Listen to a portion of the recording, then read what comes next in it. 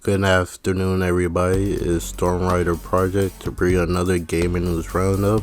And this week we'll be covering from the week of January 9th to the 15th. A lot of news happened over the week, so without further ado, let's get on with the news. Our first set of news we have is PlayStation is launching a new PS5 bundle. This bundle comes with two DualSense controllers. To my knowledge, I have not seen pricing for it yet, but I'm assuming the standard edition probably be $550 to $600, and the all digital will probably be like $450 to $500 for the pricing, which will be my guess how much it will be. But anyway, besides that, we got some news about the new PlayStation Plus Extra and Premium tier games that are coming for the month of January, which actually comes out on Tuesday tomorrow. And the list of games we have are Back 4 Blood, PS4, PS5, Dragon Ball FighterZ, PS4, Devil May Cry 5 Special Edition, PS5, Life is Strange Before the Storm, Life is Strange, Jet the Far Shore, Just Cause 4 Reloaded, Omno, Erica, and the PlayStation Premium Classic games is Siphon Filter 3, Star Wars Demolition, and Hot Shot Golf 2. So, those are a couple of pretty good games.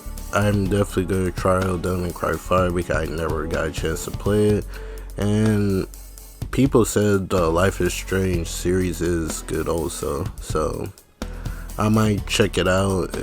It's not my type of game, but we'll see what happens. So those are the PlayStation Premium and Extra tier games that are coming for the month of January. On to the next news that we have is Xbox have announced a director's event that's coming to January 25th. The developer direct will be on January 25th at 3 p.m. Eastern Time, and the games that they will be covering is Elder Scrolls Online that is supposed to release in 2023, giving an update. Forza Motorsport, the next Forza Motorsport in the series, Minecraft Legends, and Redfall. These games will will go over some new details, mostly go over like new gameplay, new looks of the game, and possible release dates for the game releases. So for people who play on the Xbox, I see they are looking forward to this, and we'll see more. They did say that Starfield would not be shown at this event, but they will have a standalone type of direct for Starfield sometime sometime soon this year, so we'll see when that comes. Alright, on to our next news that we have. Naughty Dog, Neil Druckmann have said that The Last of Us Part 2 multiplayer, basically Last of Us faction, is their biggest ambitious project to date. Shout out to Zuby Tech for providing the quotes that Neil Druckmann have said when he was talking about the Last of Us franchise. Neil Druckmann has said, there is Last of Us multiplayer project that we've been working on for a long time, since even before The Last of Us Part 2 shipped. That's the most ambitious project we ever done. Expand the world even further, continuing to tell a story, but in a multiplayer space. I won't say too much about that. So we could clearly see that Naughty Dog is putting a lot of. They're basically giving. They're trying to make this multiplayer its own standalone game instead of just being like a added-on mode to the traditional Last of Us game, like how they did the first one. And apparently he's been working on this before The Last of Us Part 2 was even shipped, so yeah, so that's kind of saying a whole lot. It is possible. He did say that we will get more news about about this multiplayer later on this year. So it's more than likely the game that multiplayer is not coming out this year. It looks like to be a 2024 type of thing. So people who's been waiting to play this multiplayer will just have to wait a little bit longer for them to get this to be for it to get to the stable that they think this game needs to be deserved. So, and I could see Naughty Dog have been busy a lot because they got their hands in a whole bunch of projects. Just yesterday, HBO Max launched the first episode for the Last of Us TV series. I saw it last night with a friend, and it was actually really good. They state it's not a one-for-one basically retelling of the game's story. They do expand on certain things that the game didn't, or the game will had like some type of newspaper or some type of book for you to read to try to understand how we got here and stuff. But I do like that they actually are taking their time to expand certain stuff. So I like it. It got high scores review. I saw a lot of people saying they actually truly like it. So I can't wait to see episode 2, which comes out next Sunday. So yeah. Alright, on to our next one. We have a couple of news that I've all with. No, we're gonna go to this one. Dead Space Remake have dropped their launch trailer for Dead Space Remake that launching January 27th. Brace yourselves. He's gonna smash us into the hull.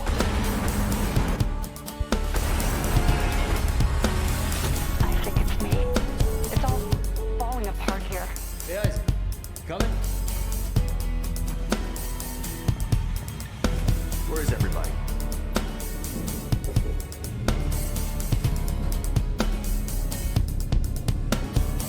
Up there!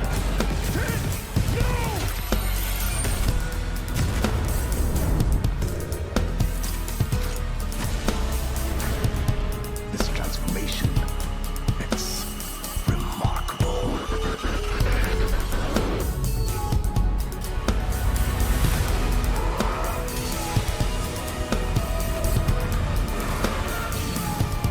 Don't you want to be reunited with the people you lost?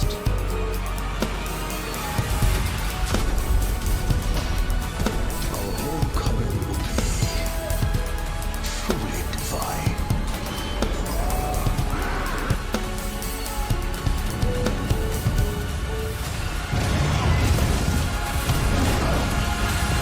There's still a way out for us. But we don't have much time.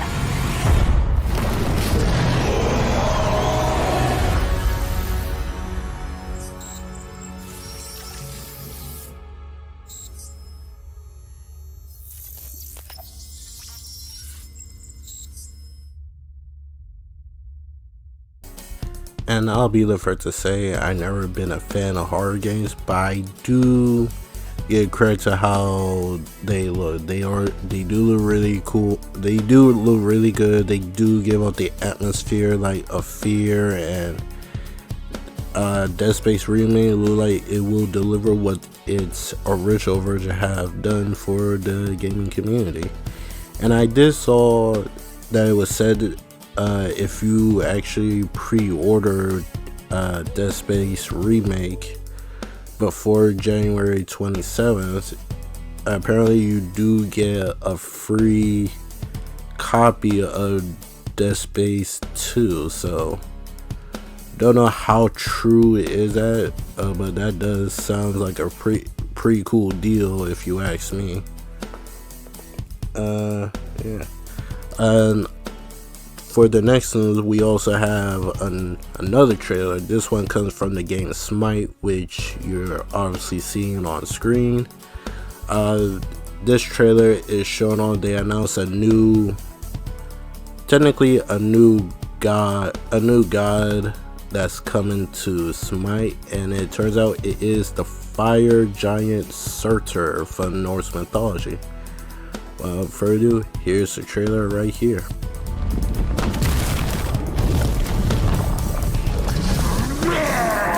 Have you prepared for judgment, monster?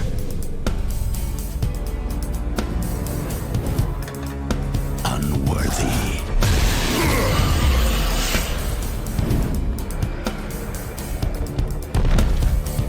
My life is death. Each day, each millennia. Eons pass, and yet I cannot. When will it end? How much more am I doomed to suffer? No more.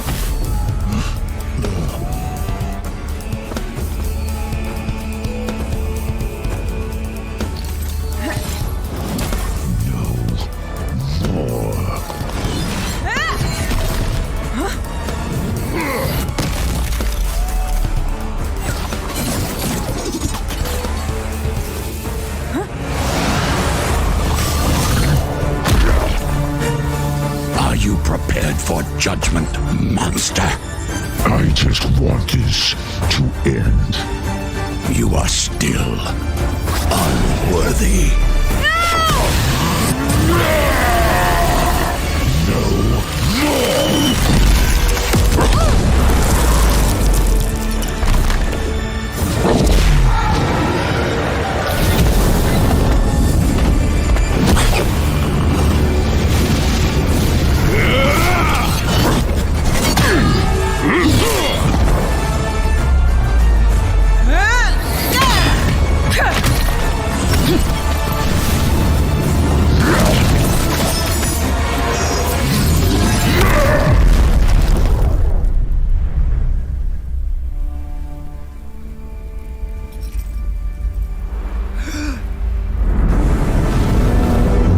Life is death.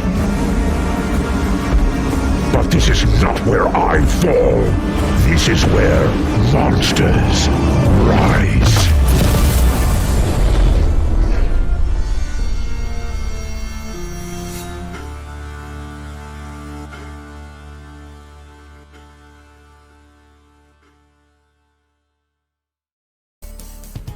I say Hi-Rez Studio does deserve all the props for them still dropping content for Smite with the new gods and events.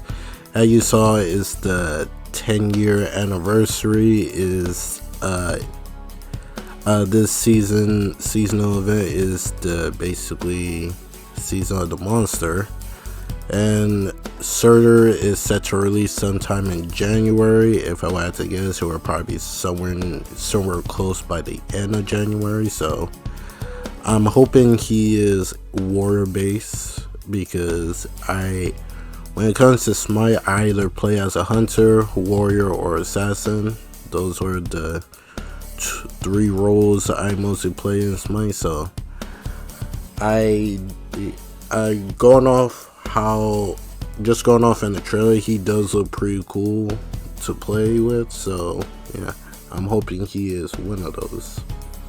Alright, on to our next set of news that we have is we got a statement from Yoshi P. He is the producer behind Final Fantasy 16, and he's the head person for the Final Fantasy 14 Era Reborn.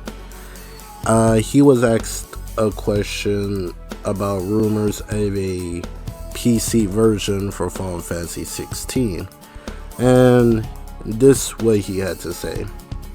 Nobody said a word about a PC version release. What is it like a Why is it like a PC version is releasing 6 months later?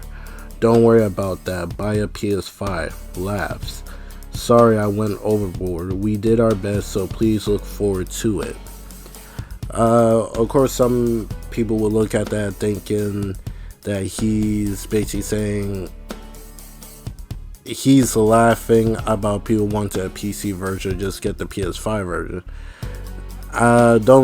Don't take it like that. It's basically he's under some you could clearly see he's under some type of NDA that he cannot talk about another platform for the game.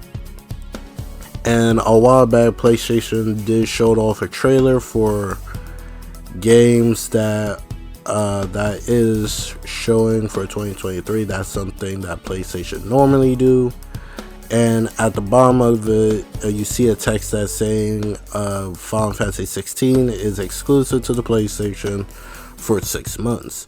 After that 6 months, it could go on other platforms. So it's more than likely it is coming to PC, but of course he cannot talk about a PC version. Let's just say like that. Just wait for the 6 months to pass. Once the 6 months pass, if a PC version does release, just get a PC version if you're either willing to double dip Final Fantasy 16 or if you're willing to wait the 6 months.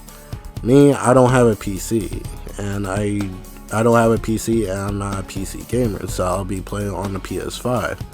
And even if I was a PC player, if Final Fantasy 16 was one of my most anticipated games for the year, I'm not gonna wait for it to come to my platform of choice to play it. If I had the platform for me to play it, I'm gonna play on that platform, because for one, I'm not dealing with no spoilers. That's definitely I'm not gonna deal with.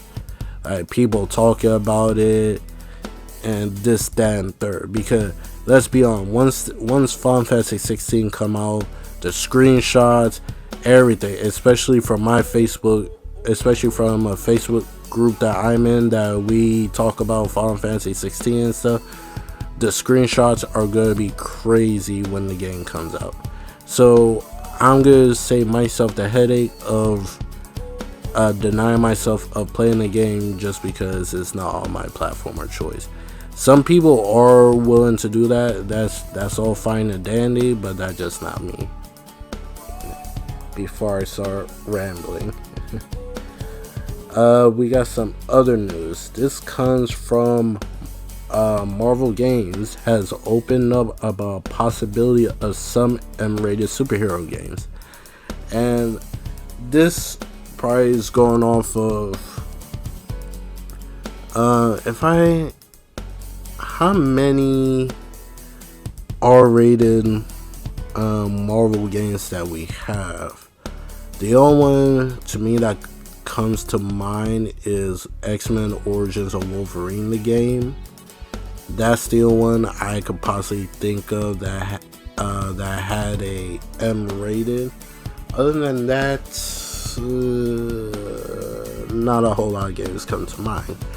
So with that in mind, if Marvel is open up to developers saying that, hey,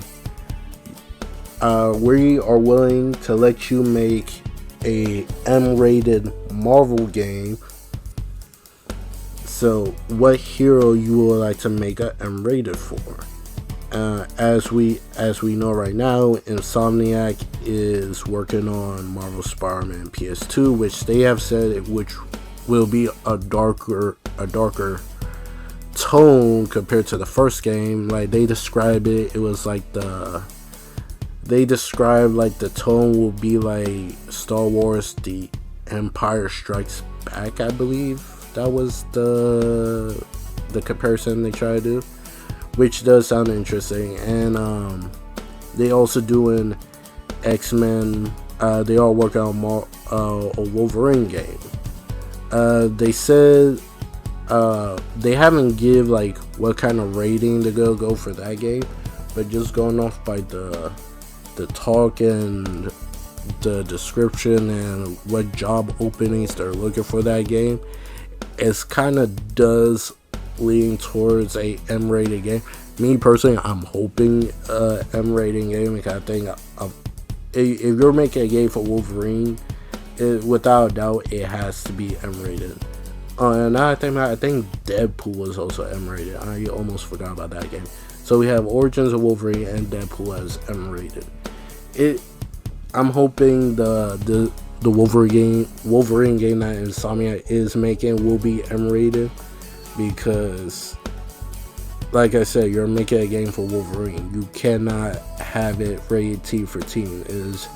Fans are not gonna like it, and I don't think the combat will translate well. Being a guy who slices people with three metal claws on his hands, like, come on now. Alright. On to our next one is Sony is serious about improving the PlayStation Store, and they have hired a former Apple executive for the task. I don't know what this could potentially mean for the PlayStation Store. Maybe faster, probably changing the whole layout of it. I don't know what could this possibly mean, honestly. So this is just a wait and see approach to see how this turns out. Next one we have, this one is a little bit surprising to hear. Justin Roiland, the star and co-creator of Rick and Morty, has been charged with felony of domestic violence in connection with a 2020 incident. Yes, I do talk about gaming news and stuff, but of course this technically it's not gaming news, but at the same time it is, because he also did help make the game High on Life. So this could have negative impact for the studio that made the game, and also for the Rick and Morty show. Suck to suck, man.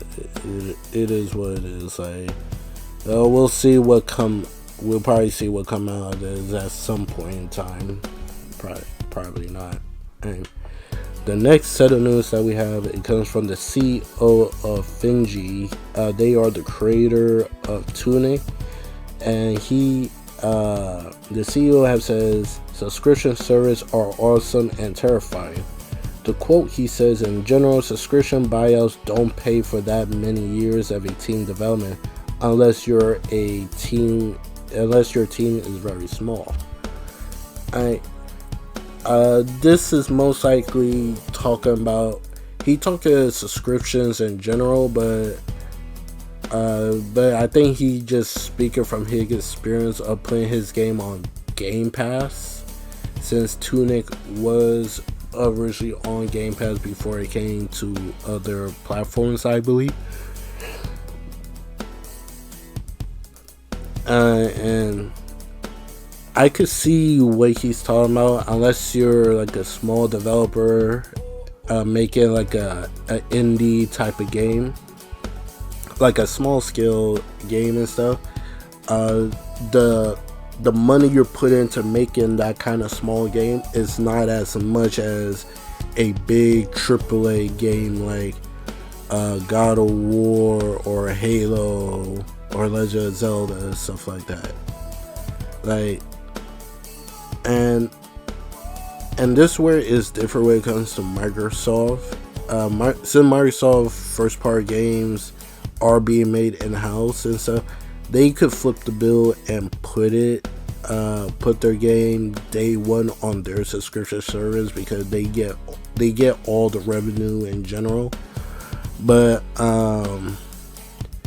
when it comes to like PlayStation, for example, they're not willing to put their first party games day one on their subscription service because, let's be honest, if PlayStation put their games day one on their subscription service, ain't nobody's gonna buy the games because there's still some people who don't see paying $70 for a game is worth it for the price. You got some people that would, even if they could afford it, they would still wait for a discount because the game price not good to them or stuff like that. So like, it will definitely increase PlayStation Plus subscriptions, but the thing is, they lose a whole bunch of sales. They will lose a bunch of possible sales if nobody don't buy those games flat out instead of just going on the subscription. So yeah, they would put their games in their subscription, but it's like years later down the line, once they get all the possible sales numbers they could out of it, then they will go up on the subscription service and get some type of whatever money left they could probably get out of it. Alright, on to our next one. I know I said this before, I was only going to talk about it once. It will be my first time talking about it, and it will also be the last time I will talk about it. But this is just a little quick thing to say because I'm low-key surprised it's going this far in general, and I don't know if the deal is still have a chance of going through, but apparently Google and Nvidia joined Sony in raising issues with Microsoft and Activision deal, and they expressed concern to the FTC. So yeah, like the fact that this shit is starting to look like the Avengers assemble against Thanos. Like, they're really going hard. Like, let's be honest, Microsoft buying the Activision Blizzard. Like, some people say like, oh, Sony be a bunch of crybabies and stuff and all that. They're like, let them compete and all that. But the thing is, as a company, Sony is supposed not let these type of deals go through without a fight. So, like people saying they're calling them baby and stuff, I bet a lot of companies who do this kind of job, like let's say you're in a corporate office and you're trying to make this big deal for the big deal for your company, but then another company comes in and try to muscle you out to take that deal to make their company more popular and more richer. You on the other end, you will not let it slide. You will fight to win that deal in the end. So people are saying that, like, and of course we're at the point that people are tired of hearing about this news and stuff, but it is what it is, honestly. Nothing we can do about it. Alright, our next bit of news that we have gotten, it is PlayStation have shown off a calendar for their, like, the big hitter games that by the looks that they have marketing for coming out this year. Granted, I doubt this is all the games that we're getting for this year from PlayStation or PlayStation partners. I'm hoping there's more. Like, there is a rumor showcase for the. There is a rumor showcase that's supposedly happening next month to March, which will focus on third-party games from PlayStation, but we gotta wait and see how true it is that. But PlayStation YouTube did put up a montage video, and it will be right here.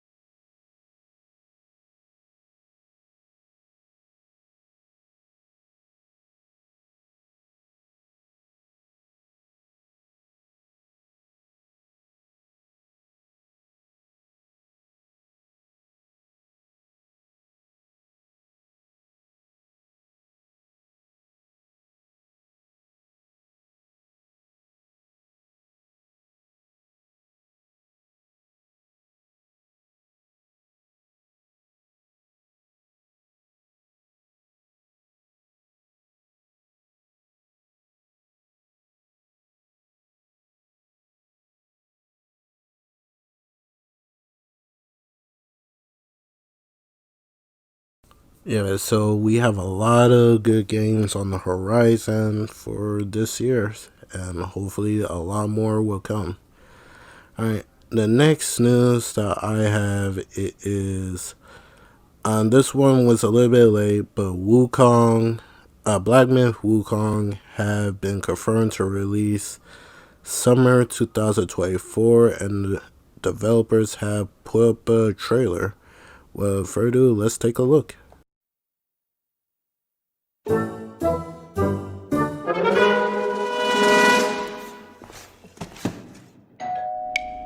Idea.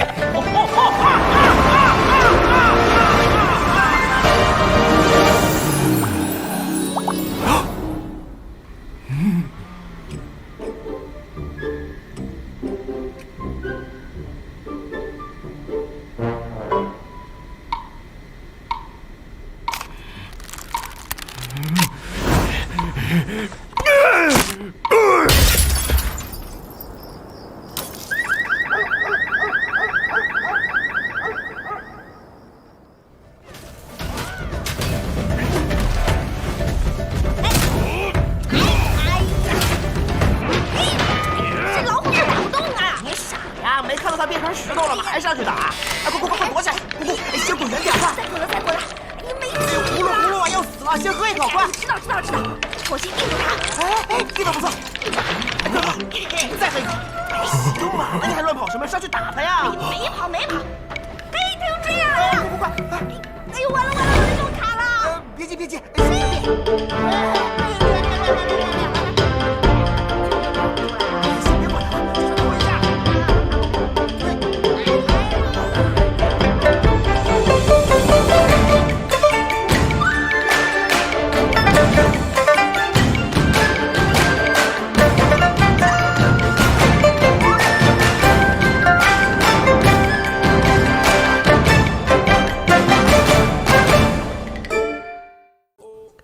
I am looking forward to Black Myth Wukong. The trailer puts it symbolized it is the year of the rabbit.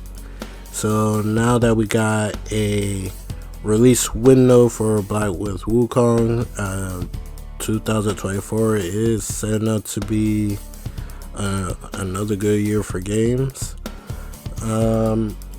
They did say they were kind of hoping to release it this year, but I'm not surprised because COVID did kind of hit them pretty hard and stuff, so yeah. Can't wait to see more. We did saw you do see a quick little snippet of gameplay, and I'm assuming that just the latest update version of the game, which looks really good. Yeah. Alright, now we're gonna wrap up our last bit of news. This one is all Ubisoft. Alright, our first news that we have from Ubisoft. It is from the CEO. It is said Ubisoft CEO Yves Guillemot has reportedly told SAT that the ball is in your court to reverse the company's fortunes after it provided a dire financial update on Wednesday. Ubisoft is in a pretty bad spot. Their revenue is overly low for their quarter. They have reported that the Raving Rabbids, the Mario's XCOM type of game, that underperformed for them. A whole bunch of stuff came about Ubisoft. Another news that was said, Ubisoft had canceled 3 announced games and delayed Skull and Bones yet again. The company says it's facing major challenges as the industry continues to shift towards mega brands. It's all bad. Ubisoft also came out saying that Assassin's Creed Mirage only exists because fans said they were burnt out on the massive Assassin's Creed RPGs.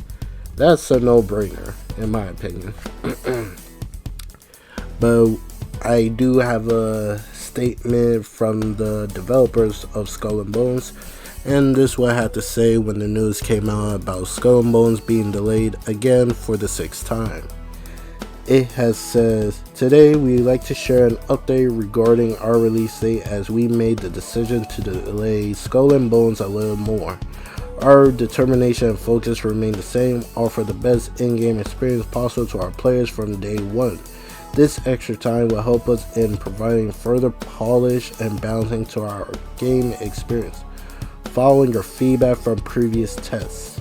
We also have an array of exciting content coming up on our social channels and ready to be shared with you starting tomorrow with our latest episode of The Deck, bringing new and exclusive gameplay footage focused on our game's lore. Additional information regarding our new release date and upcoming test phase will be shared with you all very soon, so be sure to stay tuned and follow the conversation. Thank you for the support and stay tuned for more information. It has not been a good look for Ubisoft. People are still waiting for Evil Within, not Evil Within, Beyond Good and Evil 2. There we go.